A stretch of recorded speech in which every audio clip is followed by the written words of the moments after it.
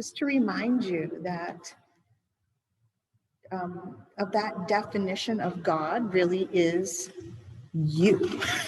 You are the definition of God.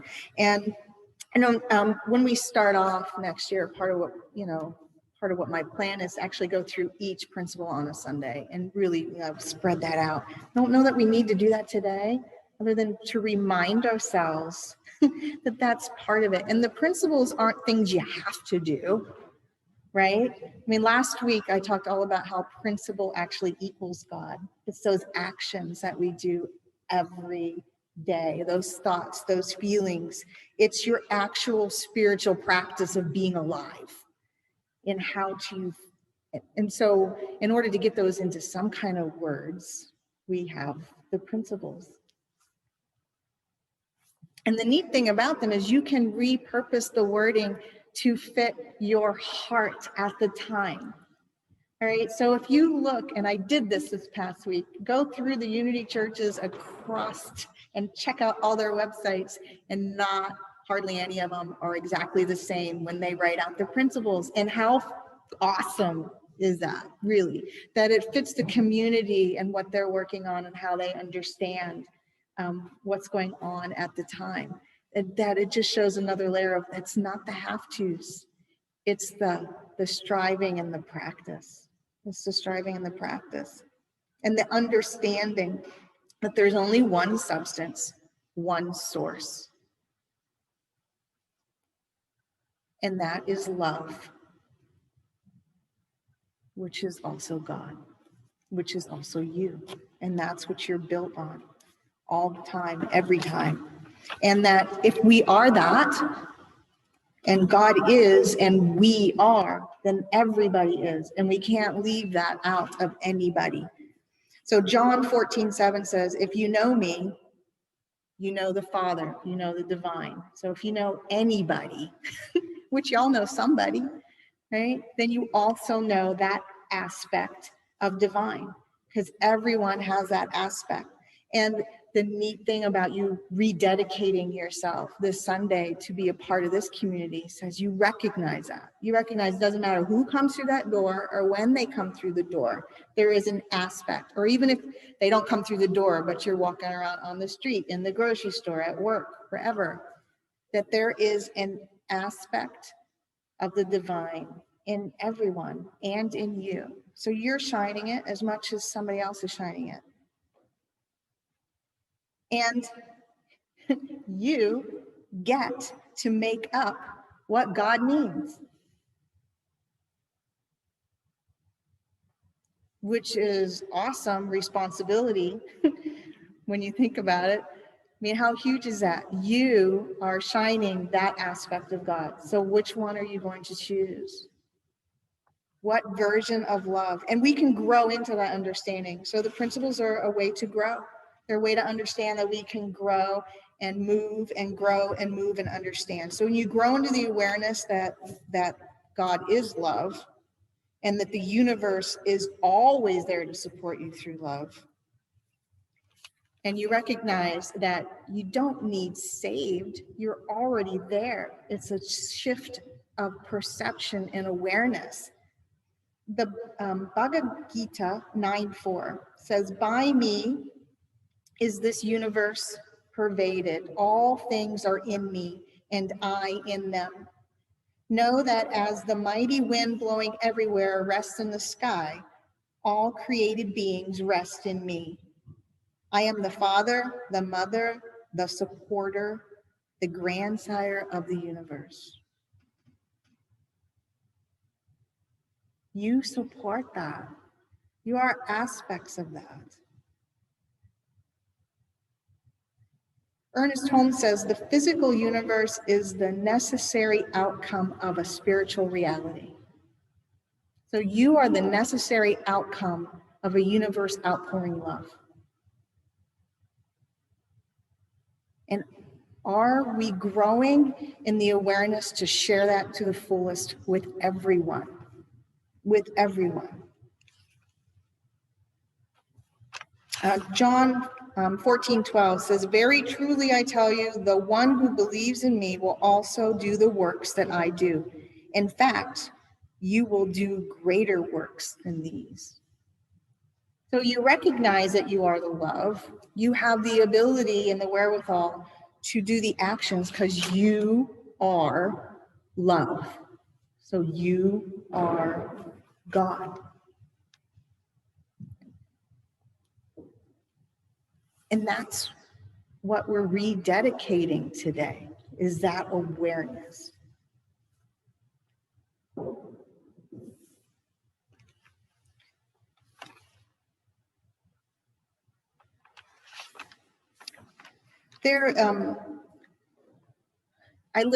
You guys know I listen to maybe too many podcasts.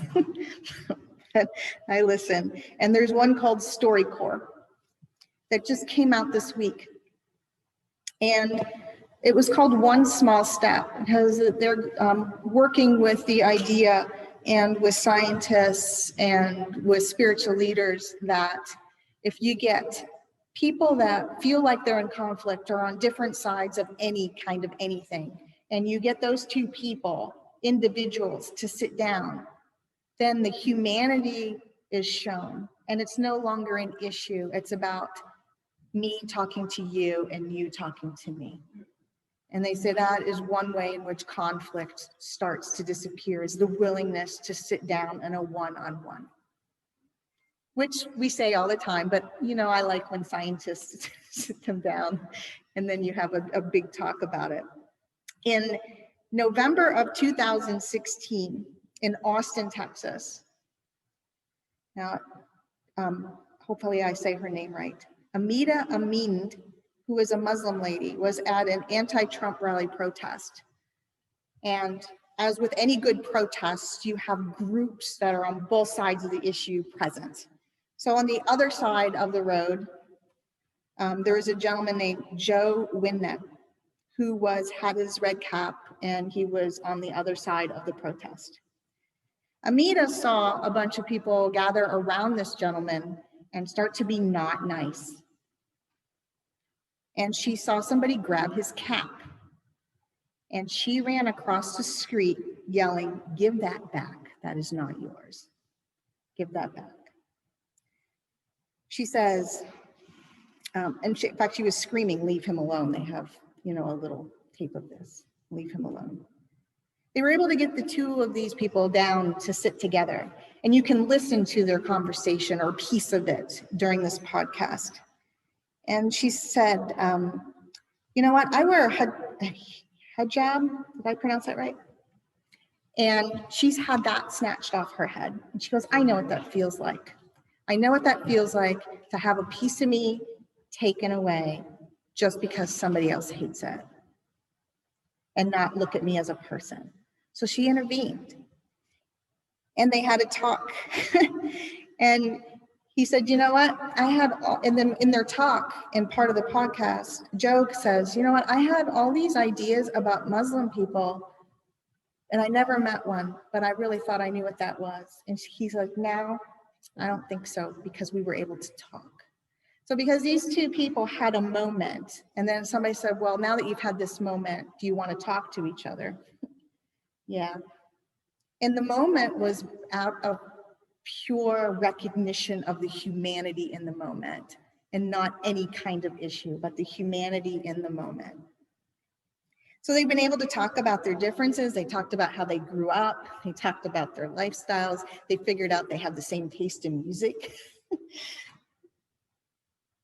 So the whole idea is to be the reason. And this is what Joe said. He's like, "I hope that because of this, and now that it's public, I might be the reason someone takes the time to talk to somebody else."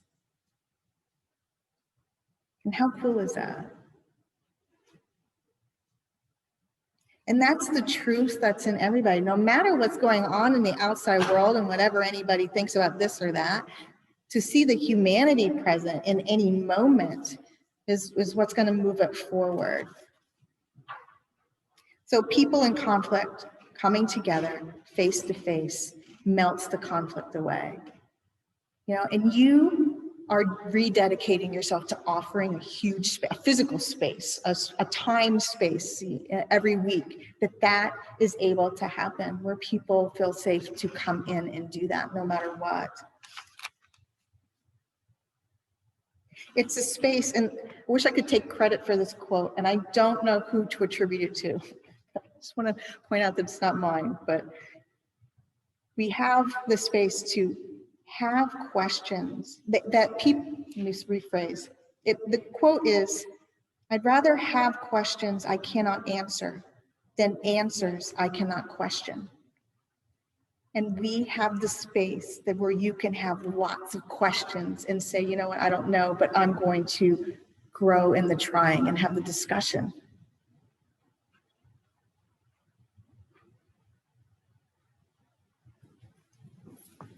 I want to read a little bit from Eckhart Tolle as I start to close up here. Eckhart Tolle says, Jesus speaks of the utmost I am. He speaks of the I am, the essence identity of every man and woman, every life form. He speaks of the life that you are. Some Christian mystics have called it the Christ within. Buddhists call it the Buddha nature. For Hindus is the Atman, the indwelling God.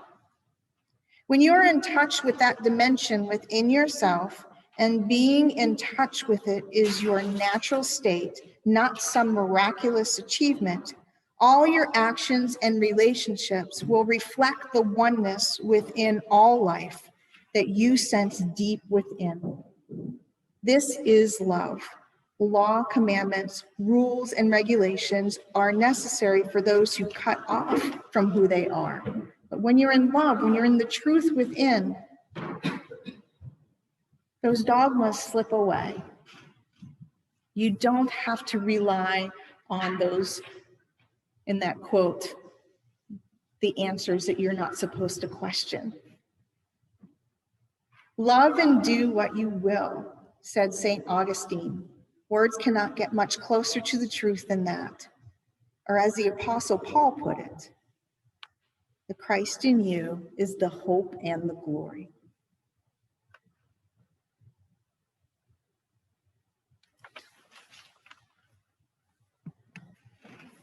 So as we rededicate ourselves to that furthering, that awareness, that wish to keep questioning and keep the conversation going, remembering that we are soul, not human and a soul. You are that soul expressing as this great human love experiment. Ellen Davenport says, we are expressions of the divine in human form. Our essence is God. So congratulations on rededicating yourself to that today. Amen.